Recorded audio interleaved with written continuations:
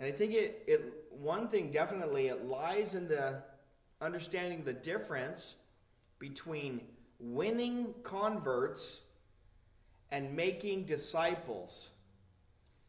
Jesus didn't say, go into all the world and win converts and tally them up and see how big, the church registry is, the roll call. We've got to understand as God's people the difference between winning converts and making disciples. And so what is the church's focus when we come together? What's the focus when we're here today, this morning? What's the focus on a Wednesday night? What's the focus on a Tuesday night?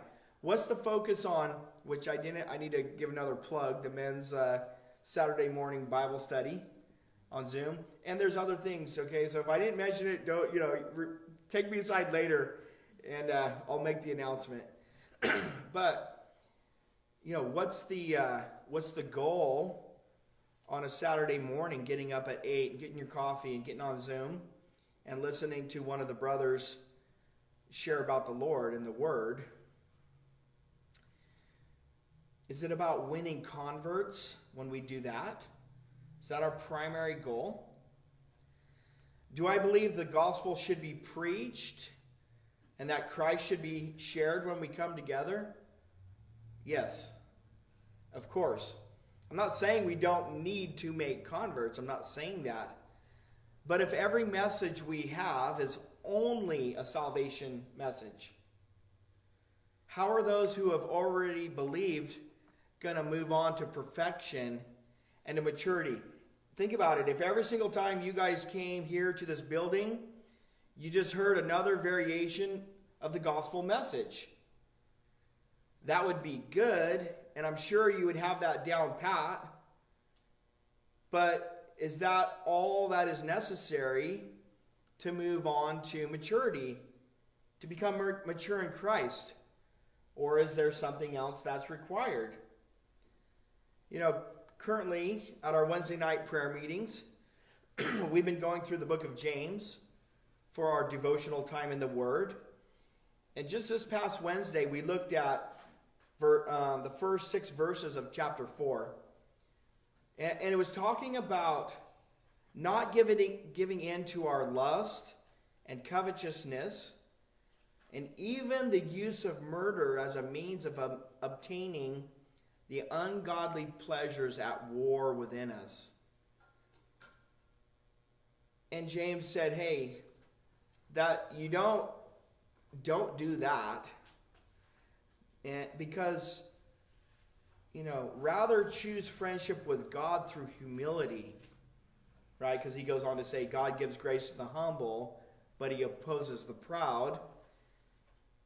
Do that. Choose friendship with God through humility rather than friendship with the world. And so that's what our section was about. And those of you who were listening, you'll remember I asked a question. Do you think this is a message for believers or for the unsaved? Well, from the first chapter of James, we know that he's writing to believers, that they may go on to perfection. And when we say perfection, it's another word for maturity.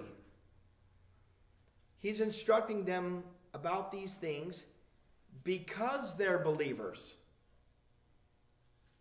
Not so that they may become believers. He's not preaching to the choir, is he? No, he's not preaching to the choir, but he is teaching the choir. The choir doesn't need preaching. They're already saved.